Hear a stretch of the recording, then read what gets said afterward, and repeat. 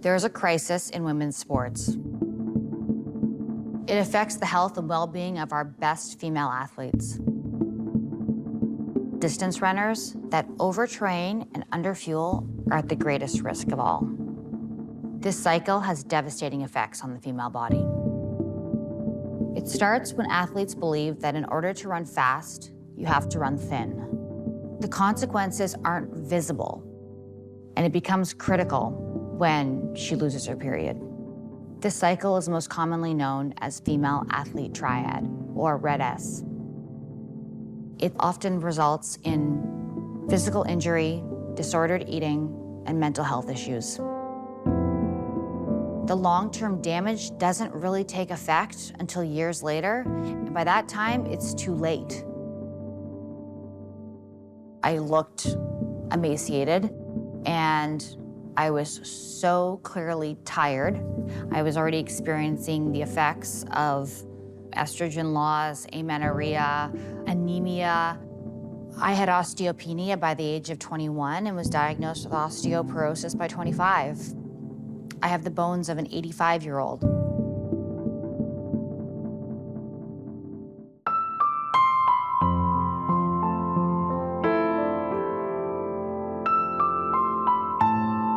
Yeah, there are coaches right now saying to athletes who miss their period, oh, that's a sign you're adapting to training.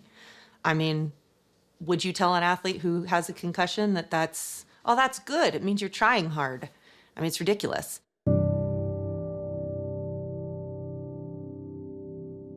I lost my period for 6 years. I did not have a period for a good, probably 6 or 7 years until I was in my early 20s. I lost my period toward the end of high school and beginning of college. You know, I had a very naive view in high school. I was like, you could just go to college, you stay healthy, you just get faster every single year, and that just keeps going. I didn't have my period for about 5 years, and it ended up coming at the Olympics, and they said that's very common for women to have, their period at the Olympics because of the stress levels. You know, I do think, like, sometimes with really hard training, you do lose your menstrual cycle. The body's amazing in that it adapts and it says, okay, I don't have enough fuel for everything, so I'm gonna shut off a function that is not needed for life. I need my heart to beat. I need my lungs to function. I need to run today. I'm gonna tell my body I have to run today. But I don't have to have a period to survive.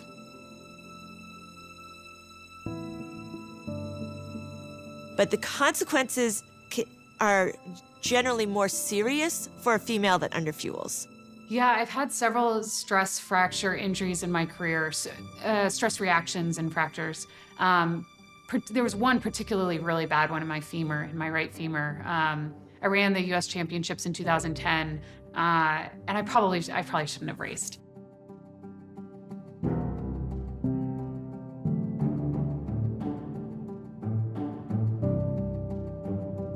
I did lose my period and became amenorrheic my freshman year. I remember one of my teammates getting the same thing, and I remember hearing that in college, and I didn't even know where to put that in my mind of hearing that she had the bone density of an 80-year-old woman. You know, as a female athlete, I needed to pay more attention to. It was just like my iron levels and my ferritin. I didn't know until like my 2016 season, and things just weren't going well. I couldn't figure out why. I was sleeping all the time. I was so tired. I was losing hair. It took just like blood work and interventions from doctors to realize that as a female athlete, your diet has to be more iron-rich. You have to go the extra mile to kind of meet those needs. Many of these athletes are really getting pushed to the limits and thinking thinner is faster. They're thinking, if I don't get my menstrual cycle, then that's actually good because then it means I'm light enough and I don't have to deal with it. So as the name suggests, the female athlete triad is limited to females and to 3 interrelated components: menstrual dysfunction, bone density issues, and low energy availability. We're really hard on ourselves, we're perfectionists, so It may be something that we're already predisposed to. Distance runners are often type A. You know, they're usually super studious, really committed to the classroom, and obsessive compulsive in certain ways. We know after years of research that when women don't fuel enough, that not only will they not get their menstrual cycle, but those hormones that are important for their menstrual cycle are also important for their bones. And so these runners who are training so hard are actually finding themselves in trouble because they get bone stress injuries, they can get osteoporosis at a really early age. So that combination of energy availability and menstrual dysfunction and poor bone health is called female athlete triad. But we know that there are other health and performance consequences as well, and that is termed as relative energy deficiency in sport, or RED-S.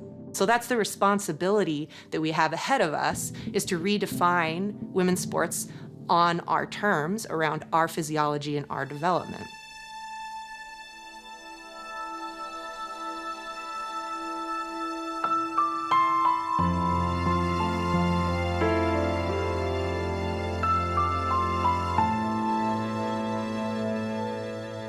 A natural menstrual cycle is the most basic physiological function for a woman.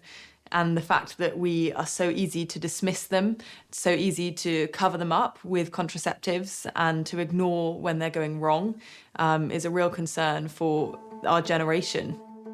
I think that's the situation a lot of young women and girls find themselves in, and it also almost becomes a point of pride.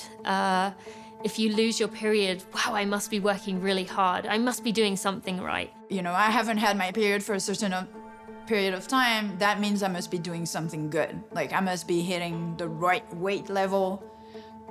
So there's this one side of nearly being proud of not having your period, which is completely insane from a health perspective. As someone who didn't have their period for 9 years, I still am in disbelief that I let it go that long. But it's very easy to push it off and say, I'll deal with it that next month. I have this going on, I have that going on, I'm stressed, I'm moving, whatever it may be. But also to say, well, what's the point? I remember every time I would go back to England and see my general practitioner, and I would tell them when they would ask me, when was your last period? And I'd say, I don't know. And they'd say, oh, it's probably your running, just, you know, when you stop running, it'll come back. And that was the end of it. The gynecologist I worked with didn't think anything of it. I was told, yeah, this is normal. You're a runner, you're an endurance athlete. Think of yourself as being in hibernation. No one really told me that it was a bad thing, I suppose. It was just a misunderstanding of what I thought was normal, and I didn't think it was something that needed to be addressed. I didn't think it was something I needed to fix because I didn't understand the bigger health implications of it. Nobody said, no, this isn't normal and this needs to change. And I have bone density issues now because of that as well, because estrogen is so key to your body's ability to absorb calcium. So I faced several stress fractures and reactions later in my running career because of not having a period. And I mean, I'll deal with the effects of that for the rest of my life, as the bone density issue being the main one. So when women are amenorrheic, they don't have that ability to say, hey, wait a second, I have this misstep. All of a sudden, their performance starts to suffer. And we hear so many women who are on a high level who are amenorrheic or in full RED-S, and they get cut from the team because they're not performing well. Yeah, I think sport can teach you so many things, and I've experienced all of those things. I've experienced success, I've experienced failure, I've experienced bone stress injuries. The first summer I became a lightweight, I lost my menstrual cycle for the first month or two because I had no idea how to make weight, and I realized I better get better at this because otherwise something was gonna go wrong. The job of the coaches and the athletic departments should be to reduce menstrual dysfunction and create policies and best practices that monitor and encourage menstrual health. It's not like a nice to have, it's a must have, and it's irresponsible not to be dealing with it. You know, it's really important to know your body, to constantly be talking to your doctor, to be evaluating your bone density, testing your estrogen levels, all these levels, and making sure that you haven't gone over that edge, because it's tough, and it's tough to maintain your menstrual cycle when you're training really, really big volume. That doesn't mean it can't be done, and it doesn't mean it's not important to pay attention, but it is tough, it is challenging. You know, I feel like in high school, growing up, it was like, you're told like, oh, that's a good thing when you lose it. It must be like you're training really well and you're, you know, fit and in good shape. Over the years, over and over and over again, I see this pattern. And again, I think it's like a lack of education again. Like losing your period doesn't mean that your training's going good and that you're gonna run well. It means something is a little too much. And so then it's like, is it too much and is it okay because my nutrition is making up for it and I'm only gonna be holding this for a couple months? Or is it now my body's breaking down, right? And so it's a slippery slope. Gibby was very clear that one, you know, you need to get your period. And that's, I think, a topic that's taboo, especially for maybe male coaches. They don't want to talk about that. I feel really lucky that it was very clear with us that your period is a good thing. You need to be getting it. And in order to get it, you need to be eating a lot. That was like normal. Like doctors were like, oh yeah, but you're a distance runner, so you should lose your period. Like it was almost like if I got my period, I was scared to get it because that meant that I was no longer fit and no longer lean enough or thin enough. And I also struggled with severe anemia. I had multiple blood transfusions with iron levels of and a hemoglobin of a dying cancer patient. I don't think I was ever asked the question myself. I have seen very few coaches that will engage in those conversations, whether they're male or female, actually. This is something that we kind of leave to the doctors, to be honest. And yeah, it's a conversation that's kind of missed. So I started running at the age of 12, and I feel like I never quite went through the going through puberty phase. And at the same time, at first I thought, this is great. I'm not having my period every month. And then sometime, like in my 20s, I realized, wait a minute, you have your period monthly because you're supposed to, right? It's something that your body is meant to do, and I'm not. I just never actually questioned it because none of my friends who were athletes were runners, none of them had normal periods either. Like, it was a normal thing. It would have been more abnormal if I had my period regularly. And I just didn't for my entire adult life. When my son was born is when I started having them monthly. It was the first time in my life. You know, when you miss your period for several years and you're kind of, you know, in that state of being in a hole and a bit of a deficit, that it's like, it's gonna take a while to climb back out of the hole.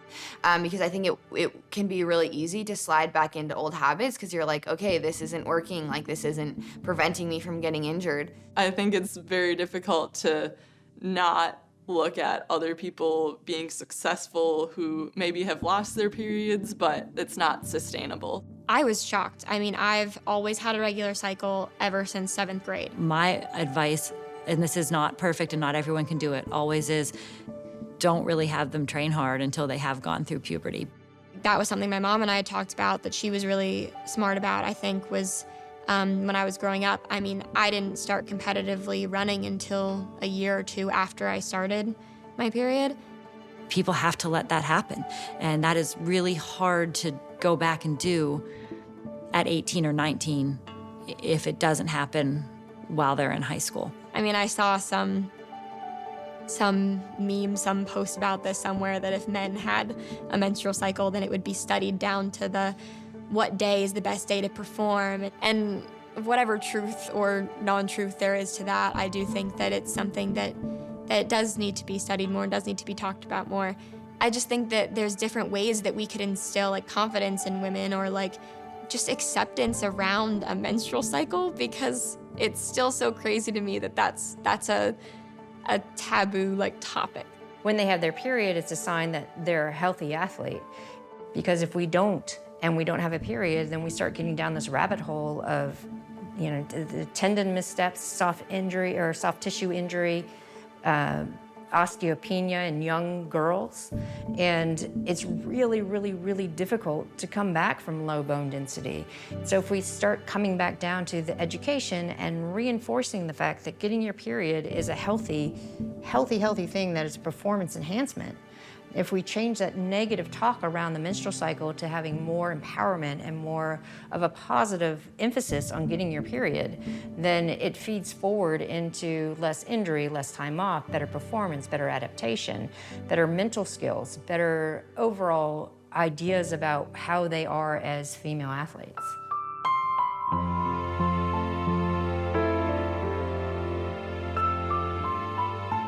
Too many miles on a female body is a stress reaction, some kind of a bone injury. So I had a stress fracture at the neck of my femur that ended up cracking all the way through. Women who don't have their periods, they end up getting slower and getting more injured and sick when you start having an increase in training. In my last week of college, I got a stress fracture in my sacrum right during the NCAA championships. I've had a pubic ramus stress fracture, a femoral stress fracture, tibia. I've almost ruined my knees for life. I started just going into this string of injuries. I got a sacral stress reaction, 2 tibial stress reactions, and a femoral neck stress fracture, all within a year. And then it just was broken bone after broken bone after broken bone. I think in the past 5 years, I've had 7 stress fractures. And just to be hit with that and be like, oh, the body really does keep the score at this point. And so one of the tricks here is that often an athlete will be thin, start running really fast. They inspire their teammates because they see this athlete working really hard and getting faster, and so then it becomes a bit of an epidemic on the team. Other people start losing weight and thinking they'll also get faster. But inevitably, these athletes fall off the cliff. So they get faster, and then they get injured, or they start slowing down and they don't recover as well from their workouts, and they don't understand why it's happening, so they train more and they keep getting further down this hole. For a female athlete in a situation where they are not having their cycle, it is not a healthy situation. Looking back on it, it was the reality that I didn't know how to take care of my body as it was growing and developing. And thankfully, during college, I was able to realize that, missing your period is kind of a problem. It can lead to some serious issues. Injuries has been a part of everything since I was in high school. I mean, the Achilles in high school, and then it was in my Achilles in college. I had a partial tear, and then I ended up with, I think, a stress fracture here or there. I had stress fractures, and I had to have foot surgery, and had all these issues that I just assumed it was normal.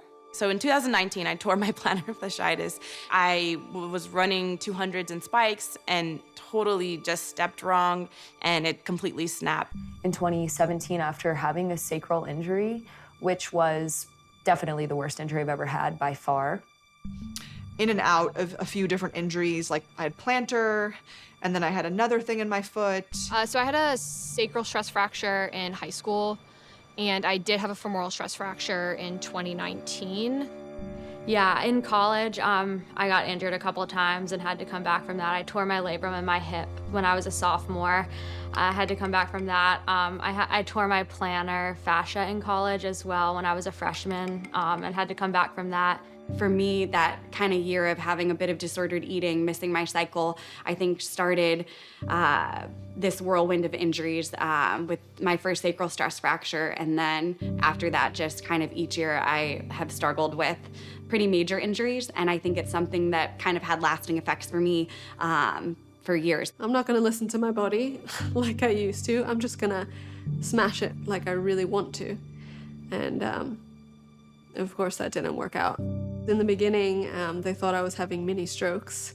It took a long time to realize it was the exercising or the running that was doing the damage. When you're stuck in injury cycles, that usually consists of fracturing your bones.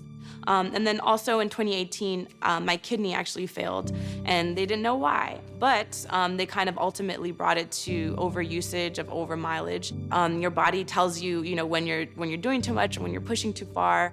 First major injury I had was 2015, and it bothered me all year. I made it to trials, I made the team, and 2 weeks before World Champs, I had to pull out. Over time, a lot of our jumpers, their knees they had no more cartilage, and it's insane to see that a 22-year-old has no more cartilage. I've had my share of injuries in college, especially when I was younger. I would have, some Achilles issues, and I had to sit out pretty much the entire outdoor season. All fall I was battling an Achilles issue, and it takes a long time to go away, and it's just like nagging, and you can think one day it's better, and then the next it's just like so much worse, and it's a lot of like up and down. I was injured for my first season of cross country. Coming to a new school, it was a lot of transition, and I was doing a lot more training than I had been doing in high school because I was still really, really new to the sport. I feel like for me, looking back, I think some things could have been preventable. Regardless, most people are gonna delve into some sort of injuries.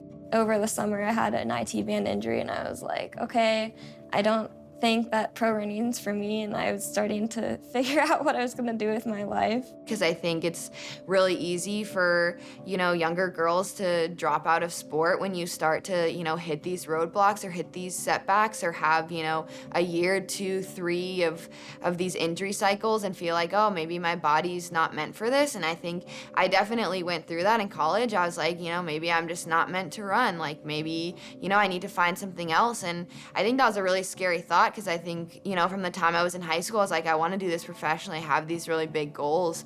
And I really started to kind of get off track with that.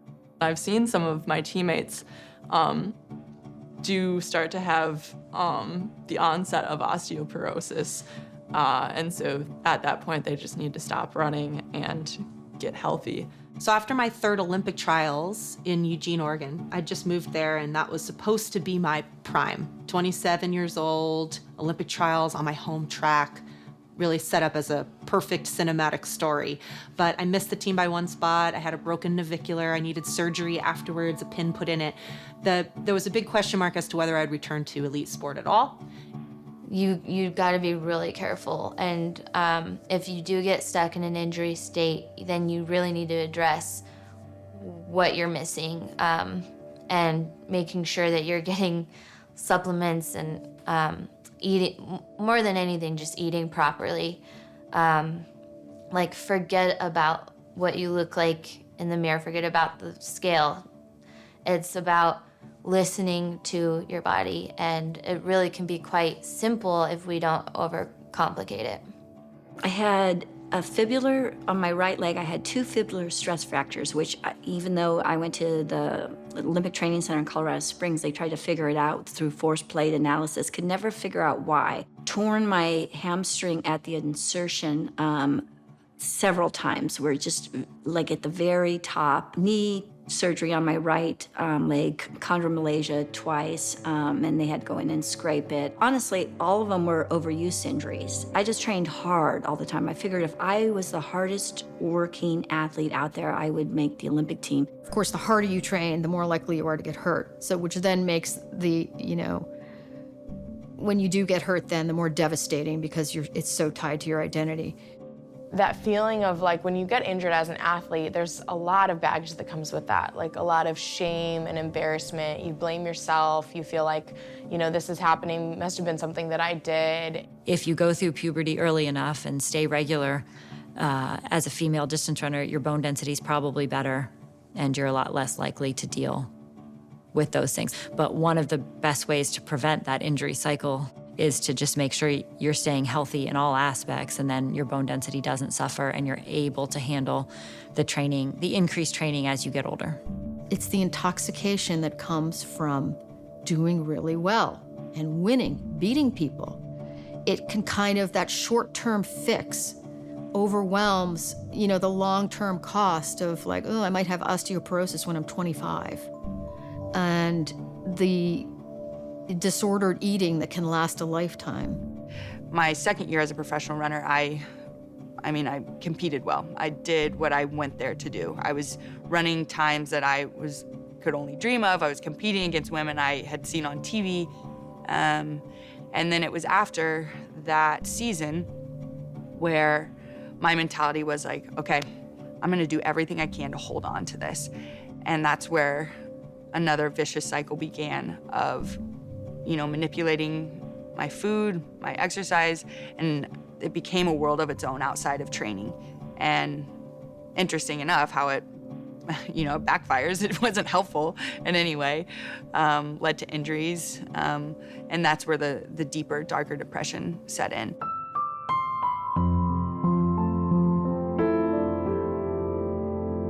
You can perform well throughout an eating disorder for a very long period of time. Through the entire time, I've been on and off in recovery since I was 15, 16 years old. I've put myself out to be this kind of beacon of health as like a world-class athlete. Yet every day I am destroying my health, and you shouldn't want to look like this. I remember one time I was actually in the sauna at a gym, and a woman came up to me and she's like, "You look so good. What's your secret?" And I turned to her and I go, "I have an eating disorder."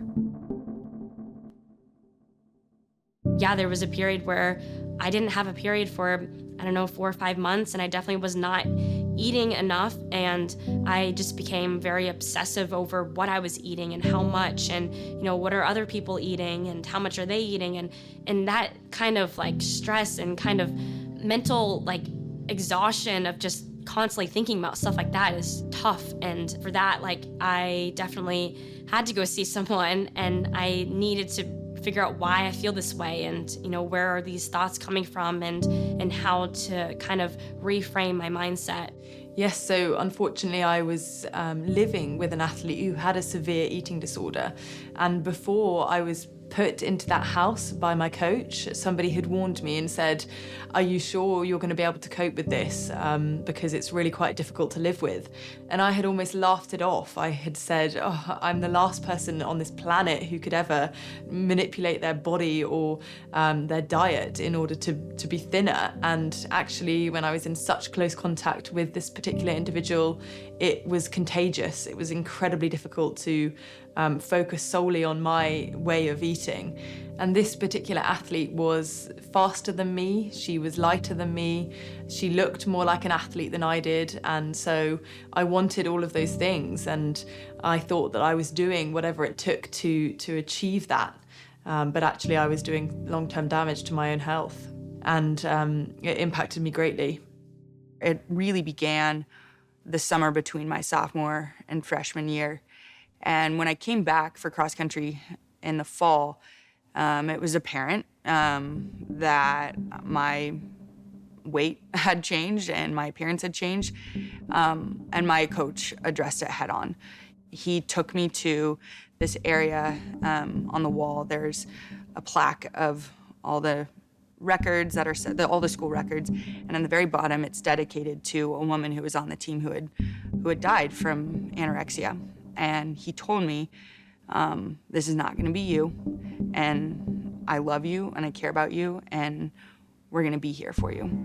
So he asked for my permission, but he talked with the entire women's team with me there and just said, we're gonna partner with her. We're gonna be here for her.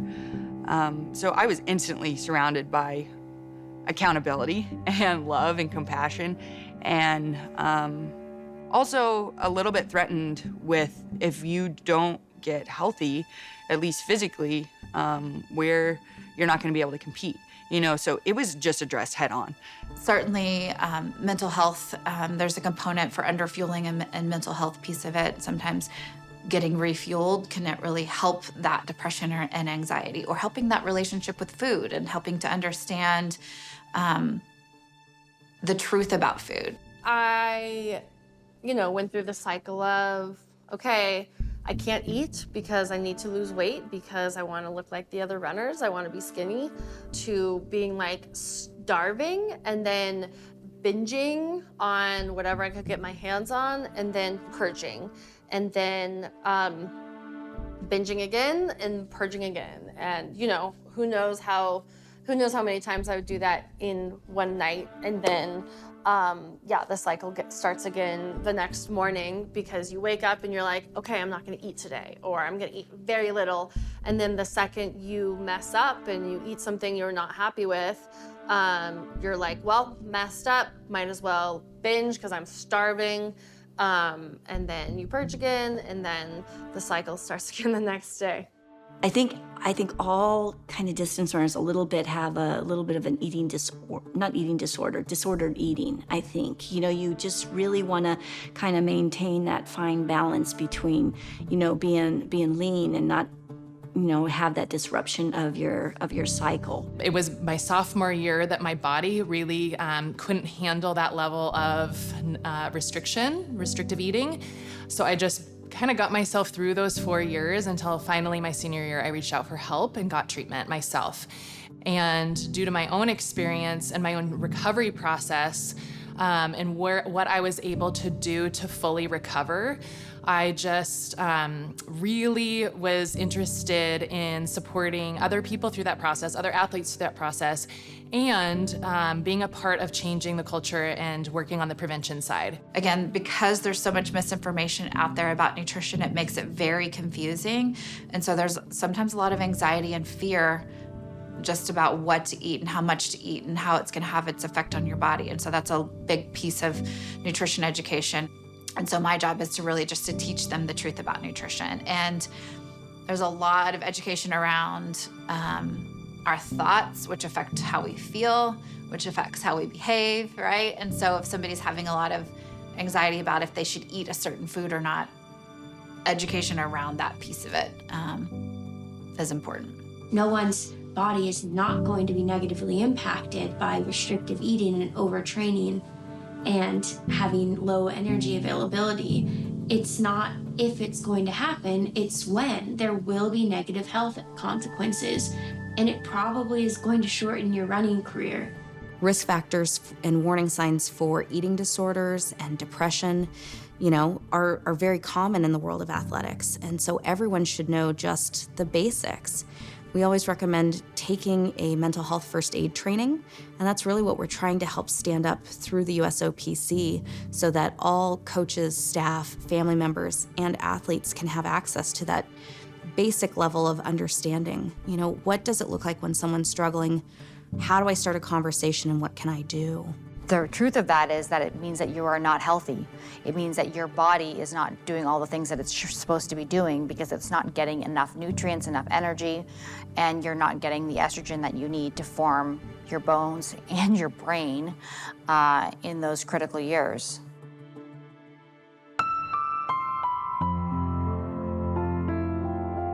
I didn't want to quit. I was majorly depressed because I couldn't run.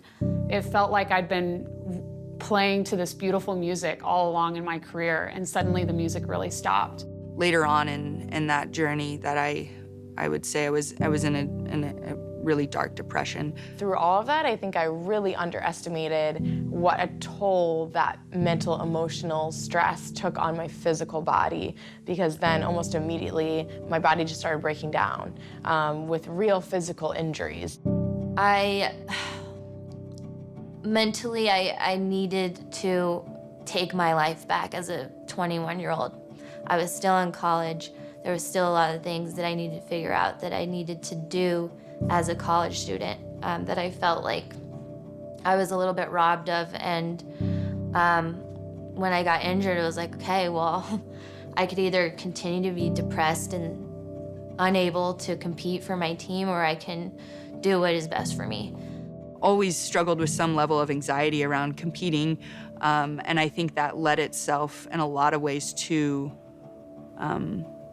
having an eating disorder, you know, just wanting to have control over the outcome of a performance and putting so much of my identity into those results were really connected to that. But in terms of other mental health markers, it wasn't until later on in that journey that I would say I was in a really dark depression. It is a real mind-body connection, not you know, phantom pain, like real injuries, but I think caused by, you know, heightened stress levels that I was feeling in my body based on all these changes and all this pressure that I was going through. And I mean, to be honest, it felt like failure to admit I needed help, because for so long, my own willpower, my own perfectionist drive got me really far. My own control over, or perceived control got me really far. And I thought I could, fix this stuff on my own.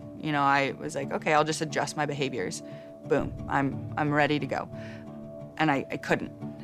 So that's what felt like a failure, that I didn't have the power within me to fix this darkness within myself.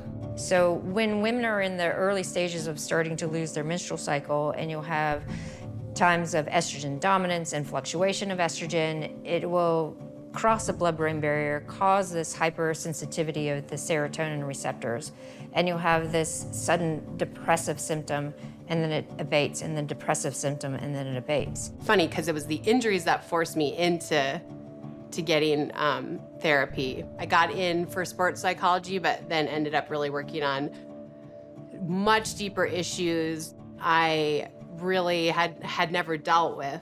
I started working through a lot of that, and I was medicated. I was on Zoloft during that time, and it was a long process. Then the other aspect is underfueling and not having enough carbohydrate. Then the brain is looking for food, and you start having a misstep in dopamine and serotonin because of a lack of carbohydrate.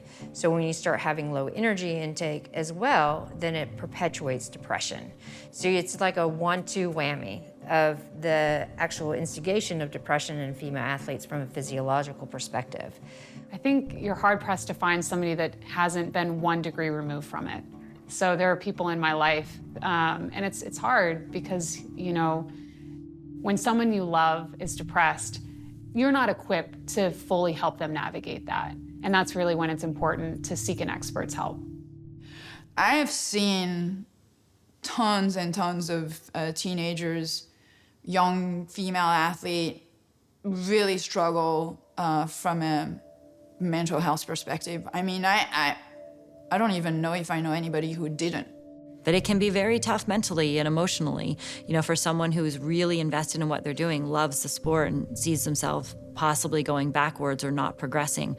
That can be really tough. If you become so focused on, the winning and the success, then I think that leads to a lot of, anxiety and depression too, because I think for me, it was a huge part of my identity. So a lot of my self-worth was tied to how I did in a race. And I think you can get away with that when you're having good races. But when you have, those bad races, it feels like, the world is crumbling down. And that's, again, just also not a sustainable way to do it. And you lose a lot of the joy in the sport. Last year, I made it to regionals for outdoor track, but me and Hennis had a conversation, and she was pushing for me not to go because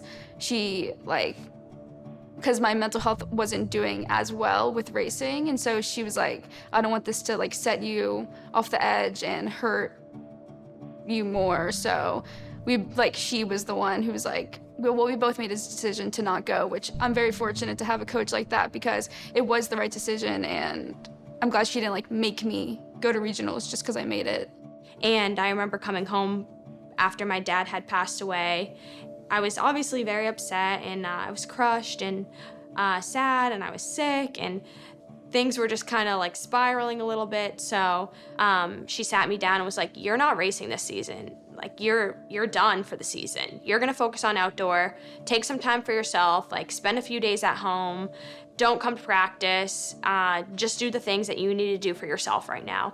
It's helped me definitely recognize now that I'm older and more experienced and everything, that I need to take time for myself more often. I think sometimes also because of their tendencies to be perfectionists, to be hyperactive. There's a lot of different tendencies, I think, that you see in athletes that will make them more prone to mental health challenges. And so the fact that people are speaking out about it, I think it's helping others.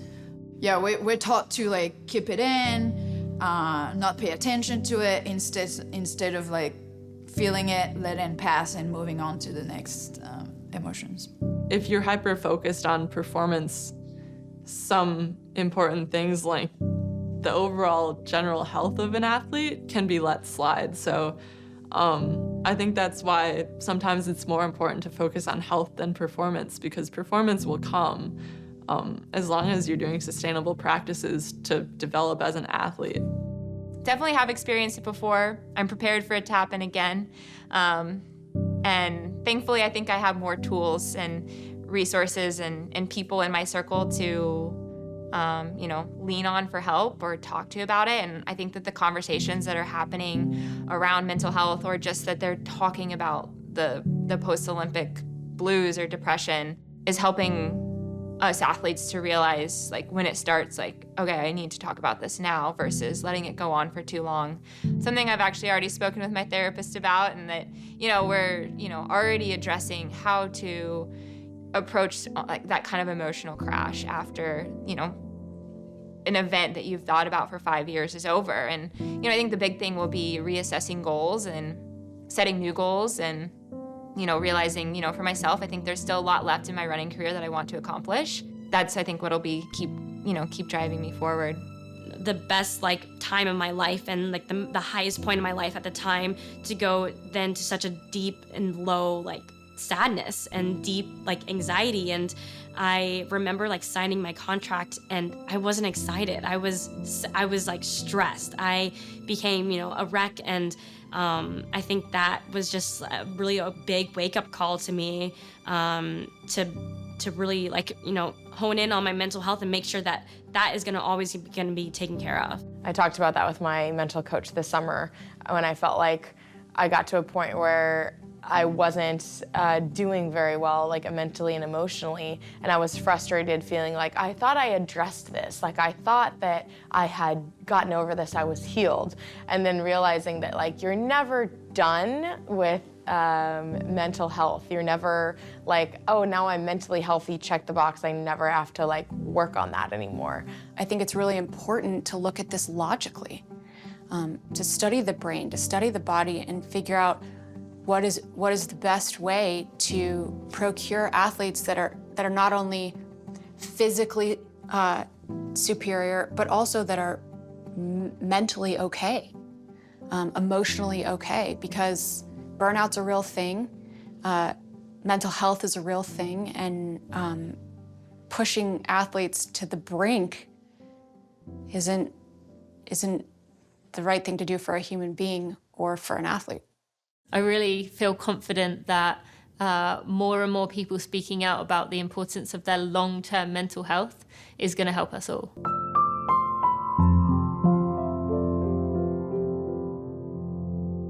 And I know that it is very challenging to have a body that looks any different from the other women on the line next to you. And you have to fight this little voice in your head telling you that you aren't disciplined enough, or you should have eaten better, or something like that. I mean, we're visual creatures, right? I would look to the older athletes I was competing against and wonder why I didn't look like them. And I was impatient for my body to morph into the depiction of an elite athlete. And because the media and sports culture perpetuated this myth that a long-distance runner was supposed to look a certain way, I often felt inadequate for not looking like that. So I took shortcuts, and that was encouraged at the time.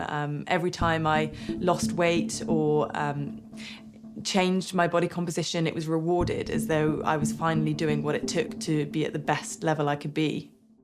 It's just really hard. It's just this constant comparison game. And there's just I used to train with Shalane Flanagan, and Shalane Flanagan, you can just see all of the muscles, the outline of her abs. It didn't matter how much weight I lost or how much I starved myself, I never had a six-pack. And I was one of the best runners in the world.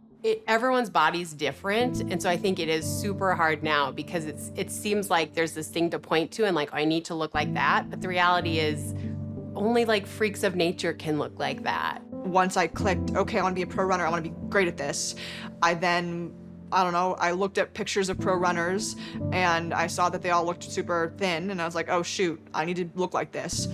I feel like early on in my career, collegiately, is when I was really struggling with that the most. It's just the comparison game, because you do look at girls on the line, and sometimes you get into comparison, oh, their muscles look bigger than mine, or oh, she is thinner than I am, maybe, and she's running faster, maybe that's what I need to do. And It's a trap. And so when we talk about comparison and comparing ourselves to others, if we see a photo of someone else on Instagram who's a runner and they look a certain way, their body looks a certain way, I might also be a runner. I might even run the same event as them, but my body does not look like that. It's just not shaped the same way. And so comparison in that way to other people is super dangerous and can be really harmful. Right. And like Emma Coburn is a freak of nature. She looks awesome all the time, but like comparing yourself to Emma Coburn is just unrealistic. ESPN Body Issue was always a magazine that I loved as a consumer. I just think it's so interesting to see all these different body types. There's no right way to sculpt an athlete, and I think the Body Issue celebrated that so well. But I've never been shy about that or self-conscious. I've just always seen my body as this thing that can let me jump and run and climb mountains and play basketball and play volleyball and take adventures. There's not an ounce of me that is self-conscious about whatever. The magazine does a great job of putting athletes in forms and positions that are unique and shows their unique physique. So I loved it. I would do it again. It was pretty cool. When my professional career really started to take off was when I accepted that there was a wider range of body compositions and appearances among female athletes than there probably is among male athletes. And that's just another simple fact that isn't acknowledged and normalized, and that causes great harm. Sometimes it's the things we aren't saying that cause the most harm, right? Like, stop comparing yourself, stop even believing Instagram's a lie. And just accept, like, I've had to accept that I don't look as like fit or toned as some of these other athletes, and that's okay because that's not within my body's ability to look that way. I think these days also, sometimes with social media, it's easy to fall into a comparison game of thinking you need to look a certain way to be fast. Outside of sports, women feel as though they're being judged for their appearance and, oh, I'm too big and strong and muscular. Then within their sports, it's like, oh, I'm too fat. I mean, it's like it's no win. It's no win. But they just need to learn that they're good enough. They're good enough. And, stop comparing, because to compare is to despair. We all have different bodies. We're born differently. People have different heights. They have different weights. They carry weight in different places. We don't need to be judging our athletes about what they look like. We don't need to be judging anybody about what they look like. We want to know, are they good people? Are they trying hard? Are they giving back to society? These are the things we should be judging people on, and if we're judging people at all. Maybe we should focus inward and we're just trying to achieve the best versions of ourselves rather than taking somebody that we don't really even know that well and putting all sorts of labels on them and judging them for these things. My freshman year at Harvard, had that coach, tell me to lose weight at the end of my freshman year.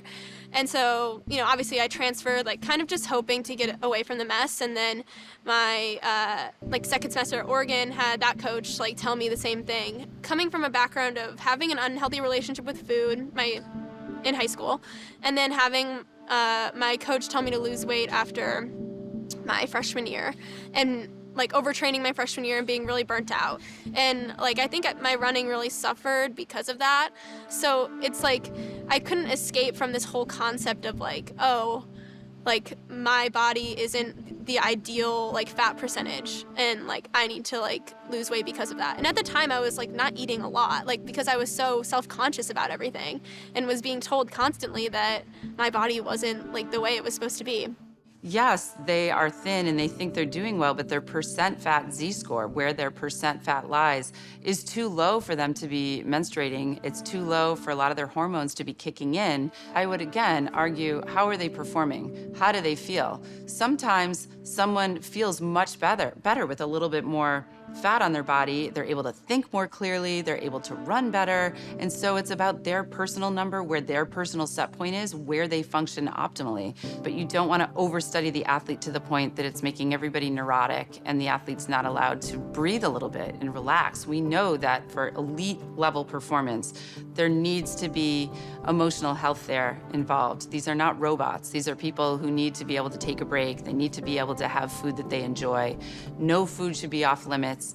All food is good in different quantities if it's enjoyable. So if we're treating these people just like little machines, they're not going to perform well. So we can use all of this different sports science technology and medical technology, but you need to have people who can put it in a context correctly. And if it's just left in the hands of the coaches and it's not being used in a way with a sports psychologist, a sports dietitian, a sports physician, a sports physiologist, then you're not going to get what you need out of it. And so I think, my thought as I look towards the future is just the best coaches are going to be the ones that can use technology as a tool to help supplement and complement their training, but won't assume that technology can take the place of good, thorough, in-the-moment, comprehensive coaching, which is, ultimately, I think at the very end of the day, we just need good coaches, we need better coaches, we need smarter coaches that can think in a bigger way. And I just want the role models to use their voices so that the younger ones hear that, oh yeah, I can have big, strong thighs and not feel fat, but feel strong and powerful.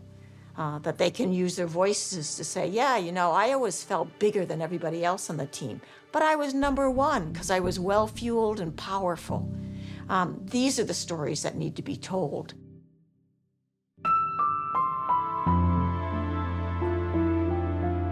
Issues like this thrive on isolation, and if we all talked about them more, communicated with our coaches, athletes aren't always honest with themselves or the support system around them. But if we could just open up the conversation, then I'm sure we could prevent this from happening to the next generation of athletes. I can't say enough about how, fueling and really listening to my body and taking care of it and, fully committing to getting a regular menstrual cycle back, all of those things, I wouldn't be here if I hadn't have done those things. I've been trying to educate a lot of coaches about it's not like directly having to have that conversation of, are you getting your period? It's part of the wellness check, where you have to have a wellness check every time your athlete shows up for training, just to make sure there aren't any undercurrents of injury, that they have had good sleep, that they recovered well. So putting something in like a stoplight of red, I'm 2 days or 3 days out from my period and I'm feeling a bit flat, or yellow, meaning that, I'm in the high hormone phase, don't expect me to do high intensity, or green as I'm good to go, or some other metric like that allows the coach to understand what's going on without having a negative repercussion on the athlete. It just becomes part of that natural wellness check. But it's not being done because people aren't talking about having a period and having a regular cycle. I think the responsibility can be spread out. Certainly in medical school, we need to be training our physicians so that they're aware of RED-S. We need to be training more physicians to know how to manage patients like this. We need more sports dietitians, so not just somebody who got a nutrition certificate over the weekend, but somebody who's a registered dietitian and has experience with eating disorders, experience with athletes. We need more sports psychologists. I'd say a lot of the universities I work with have been really struggling to find enough help, because once you unearth this, it takes a lot of work to get to the athlete, to give them the services they need, to really be supportive.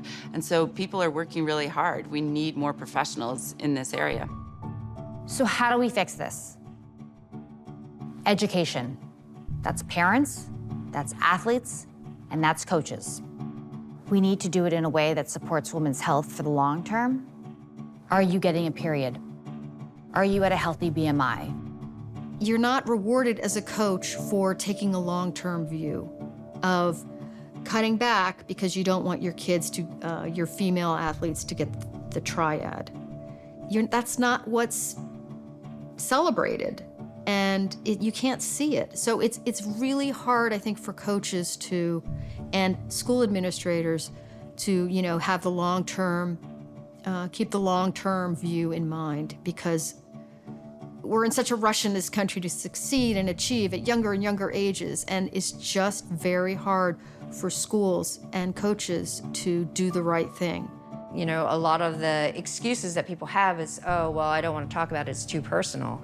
If you're training someone or you're the team physician, you need to be able to talk to your athlete about all aspects from mental to physical in order to get the best out of your athlete. So this misstep of not being able to talk about having a period is such an injustice, and we really need to take that step back and say, why are we not educating the people that are taking care of our athletes? It can't just be on the athlete to make sure that they are aware and being educated, because again, if we look earlier, female athletes aren't getting the education either. So it comes down to that education factor and breaking down that taboo-ness of being able to talk about the menstrual cycle. By the time I had a whole season of cross country before we had a dietitian come into the team the winter of my freshman year. And at that point, I had already made my own assumptions because I was doing these behaviors around food, I was performing well. So I pretty much tuned out what the dietitian was saying because I already had this really important felt experience. So I think it's important for coaches to consider that pre-season information and culture building so that athletes can start with really good and sound information so that they don't have kind of that felt experience that they're battling with, because that's so much more enticing because for someone like me who wants to be successful, to race fast, it's kind of like, well, I will do, again, anything to race fast. And I think this is true in so many problems related to sports for young kids, is that the short-term gain, the win, the improvement, is more important than what happens 10 or 15 or 20 years down the road when suddenly, you can't walk because you have arthritis, or you have children because your reproductive organs are messed up. I think this is a global problem. I think that athletes all across the world in all different activities of different ages, genders, abilities are all facing this pressure, this expectation to look a certain way, to train a certain way, to eat a certain way. And we can all become victim to issues like Red S when we buy into this myth that we need to do that. The failure isn't the moment that changes us. It's how we are bounced back from the deepest points. That's how you show the world who you are. So when a woman comes into sport, if she has some kind of fallibility or perceived fallibility, then that's often a sign of weakness. And women don't want to be perceived as being weak in sport. So the conversations about having a period, well, men don't have periods. So we think that the period is some kind of infallibility and some kind of weakness for women. And it's always been treated that way. So when women come into sport and they're trying to be successful, anything that demasculinizes them is thought as being some kind of weakness and not approved. So this is where we really start to dig into what is the sporting culture, how is this translating into what's happening with our female athletes, and then, we've seen so many broken female athletes. What do we need to do to change it and to fix it? Well, I think I'm probably just an optimist by nature, and I choose to look at it hopefully in that all of these things that have happened are going to push the sport forward, and particularly, I guess, the athletes I deal with, female athletes are going to have a better understanding of what to look for and what to look out for. When your body changes and you're going, and it needs to, you must develop into your stronger, full woman body to reach your ultimate potential, even if it means there's a few years where you don't feel like you're getting out of your training what you're putting in, and you feel confused about your results and the inconsistencies. But that time of life has to be supported. It needs to be baked into the goals and the best practices and expectations in every coaching conversation. Because if it's not, then your natural female body experience comes straight up against high performance. that like clash of the natural female body experience with the timeline of maximum expected performance is where the problem is. And that is something we can shift. What we need to focus on is performance. We need to see, is this athlete performing well? Has this athlete been improving as we thought they should, or are they getting worse? So what are the things that can be contributing to that? Okay, let's have them see the dietitian, make sure they're doing that well. Take it out of the hands of the coach and let the dietitian talk about what should be happening. We certainly are going to have athletes who are overweight or may not be the ideal for them. And so then let's help them with that as well. But there shouldn't be a coach decision. It shouldn't really be a coach discussion. It should be about how is this athlete performing, and are there people around who are trained medically, nutritionally, who can give this athlete some support and help them improve their performance. That expectation of peak performance between ages 18 and 22 is built on a male body. It is built by men, for men and boys, based on their physiological development. That is not the typical female body development curve. And if we don't normalize a different experience as excellent, equally excellent, then we will continue to have problems. So that's the responsibility that we have ahead of us, is to redefine women's sports on our terms around our physiology and our development. I think the most hopeful thing in all of this is that there have been examples of athletes who have overcome RED-S, amenorrhea, stress fractures, and returned to the highest level of sport in a healthy, happy, balanced way.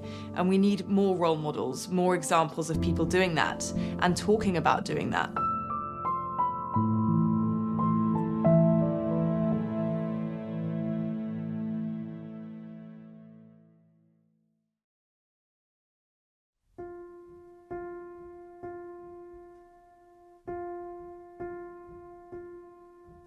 There are days of fear of failure.